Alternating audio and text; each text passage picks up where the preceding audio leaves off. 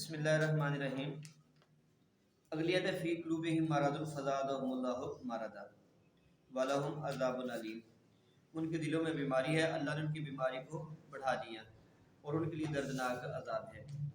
مرض کا لغوی معنی ہوتا ہے کہ وہ عوارض جو انسانی بدن کو لاحق ہوتے ہیں، اور مرض کا اطلاق جیسے بدن کی عوارض پہ ہوتا ہے، ایسے ہی عقیدہ غلط ہو، بادی اعتقادی ہو، جہالت ہو، حسد ہو، کینہ ہو، کفر، گناہ، ان سب کو بھی مرض سے تعبیر کیا جاتا ہے۔ اب اس آیت میں دونوں حقیقی معنی مراد ہو سکتے ہیں۔ حقیقی معنی یعنی ان کے جسم میں بیماری ہے، اور مجازی معنی یعنی ان کا عقیدہ غلط ہے۔ تو زیادہ یہ مجازی معنی مراد ہوگا، ان کے عقیدے باد عقیدگی کو بیماری کا نام دیا گیا، اور ان کے دلوں میں اور ان کے لیے دردناک عذاب ہے۔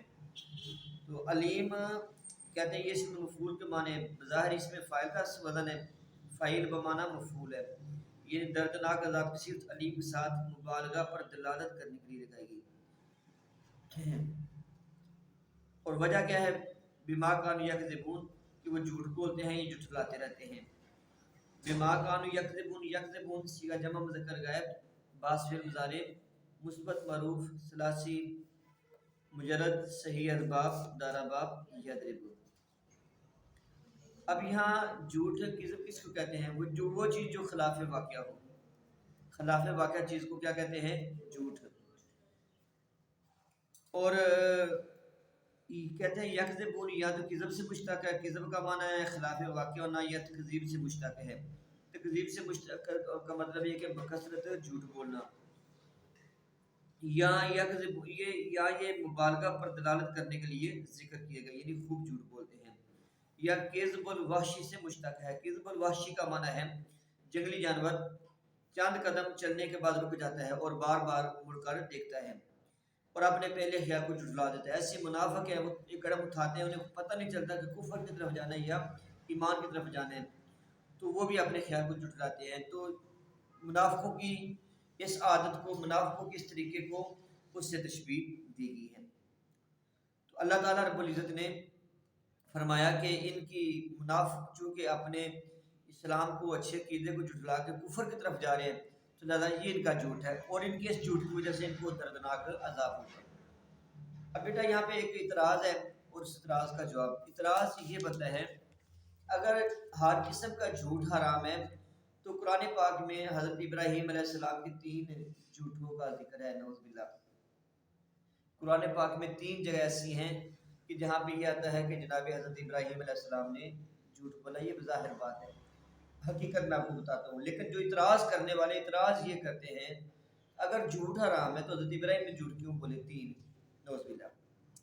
وہ 3 جھوٹ کیا تھے؟ وہ بیٹا میں آپ کو بتاتا ہوں۔ پہلا موقع وہ تھا کہ جب حضرت ابراہیم علیہ السلام کے پاس ان کی قوم کے لوگ آئے اور کہا جی اے ابراہیم، ہم میلے میں جا رہے ہیں، آپ بھی ہمارے ساتھ میلے میں چلیں، اور جا کے میلے میں آپ ہمارے ساتھ جو میلے میں لوگ کرتے ہیں وہ کریں۔ حضرت ابراہیم نے کہا اتنی سکیم میں بیمار ہوں، اتنی سکیم میں بیمار ہوں۔ حالانکہ آپ بیمار نہیں تھے، لیکن آپ نے بہانہ لگایا۔ دوسرا موقع، جب وہ قوم کے لوگ چلے گئے وہاں پہ میلے پہ، تو پیچھے حضرت ابراہیم بت خانے میں گئے، انہوں نے سارے بت توڑ دیے، اور بت توڑنے کے بعد جو تھا نا اس کے اوپر کلاڑا رکھ دیا بڑے بت کے اوپر۔ وہ واپس آئے، انہوں نے ابراہیم سے پوچھا کہ انہیں کس نے ہمارے بتوں کو توڑا ہے؟ تو حضرت ابراہیم بال کبیر ہو کہا جی ان کے بڑے نے توڑا ہے، حالانکہ ان کو توڑا کس نے تھا؟ حضرت ابراہیم نے۔ تیسری بات، جب آپ اپنی بیوی کو لے کے ایک ملک کی سرحد پار کرنے لگے تھے، اس ملک کا قانون تھا کہ جو بھی میاں بیوی اس بادشاہ کی سرحد میں داخل ہوتے نا، تو فوجی اس بیوی کو لے کے بادشاہ کے پاس جاتے، اور بادشاہ اس عورت کے ساتھ ایک رات گزارتا۔ حضرت ابراہیم علیہ السلام اس بات کا پتہ تھا کہ جو میاں بیوی ان کے ساتھ یہ سلوک کرتے ہیں اور جو بہن بھائی ان کے ساتھ یہ سلوک نہیں کرتے، تو وہاں پہ محافظوں نے پوچھا یہ آپ کے ساتھ عورت کون ہے؟ حضرت ابراہیم نے کہا کہ حاضری ہوتی یہ میری بہن ہے، حالانکہ وہ آپ کی بیوی تھی، بہن نہیں تھی۔ تو تو یہ حضرت ابراہیم کی ذات پر اعتراض ہوتا ہے کہ قرآن پاک میں 3 مقامات ایسے ہیں جہاں پہ لکھا ہے کہ جناب ابراہیم نے جھوٹ بولا تھا. تو یہ بیٹا جھوٹ نہیں ہے، یہ ہے تمرید. یہ آپ نے یقیناً پڑھا ہوگا علم بلاغت کے اندر. تمریز ایک ٹرم ہے. تمریز کا مطلب یہ ہوتا ہے ایک لفظ کے 2 معنی ہوتے ہیں. ایک لفظ کے 2 معنی ہوتے ہیں. زو معنی کلام کرنا، سننے والا اس کا کچھ معنی سمجھتا ہے اور جو بولنے والا ہے وہ اس کا کچھ معنی مراد لے رہا ہوتا ہے. اب جو مخاطب ہے وہ کچھ اور معنی سمجھ رہا ہے اور جو بات کرنے والا وہ کچھ اور معنی سمجھ رہا ہے. اچھا اب اس میں تمرید کیا ہے؟ اب جو تیسری میں نے بات بتائی کہ حاضی اختی، یہ میری بہن ہے. اب وہ حقیقت میں تو بیوی ہے لیکن دین کے لحاظ سے بہن ہے. مثال کے طور پر جو میری بیوی ہے وہ اس لحاظ سے میری بہن ہے کہ وہ ہم ایک نبی کی امتی ہے. دیکھیں نا کیا کہتے ہیں وہ ازواج امہاتم، نبی کی بیویاں ہماری مائیں ہیں اور ہر نبی اپنی امت کا باپ ہوتا ہے. تو اسلام کے حوالے سے میاں بیوی بھی آپس میں بہن بھائی ہوتے ہیں. تو حضرت ابراہیم نے دین کے حوالے سے مراد لی تھی کہ یہ دین کے معاملے میں میری بہن ہے. انہوں نے رشتہ سمجھا کہ رشتہ یہ ہے، آپ نے دین مراد لیا. پھر حضرت ابراہیم نے جو بڑے بت پہ ہی کلاڑا رکھا تھا، نے کہا کہ ان کے بڑے نے کیا ہے. وہ سمجھے کہ ان بتوں میں سے جو بڑا بت ہے حضرت ابراہیم کی یہ مراد ہے کہ بڑے بت نے یہ کیا ہے.